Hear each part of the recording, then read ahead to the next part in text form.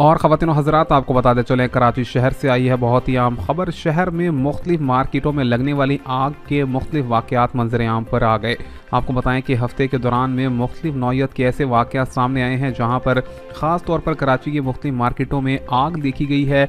आग के नतीजे में बहुत ही ज़्यादा करोड़ों अरबों रुपयों का नुकसान भी उठाना पड़ा, जिसके नतीजे में मुतअद्दिद अफराद के जाँ बहक और जबकि मुतअद्दिद अफराद के शदीद ज़ख्मी होने की इतलात मौसूल हुई और उनको मुकामी हस्पताल में भी मुंतकिल किया गया। एक बार फिर से यहाँ पर कराची की ज़ैनी मार्केट में लगने वाली आग का सिलसिला देखा गया, जिसके बाद यहाँ पर ताजिर बरादरी ने एहतजाज किया है और बताया गया है कि कहा गया है कि हुकूमती अराकीन इस बारे में इन्वेस्टिगेशन करें और इस बारे में मालूम करें कि मुख्तलिफ मार्केटों में आग क्यों लग रही है। मुख्तलिफ जगहों पर लगने वाली जो आग है उससे बहुत ही ज़्यादा भारी नुकसान हो रहा है और एहतजाज के तौर पर शहर की तमाम तर मार्केटों को बंद भी किया जाएगा।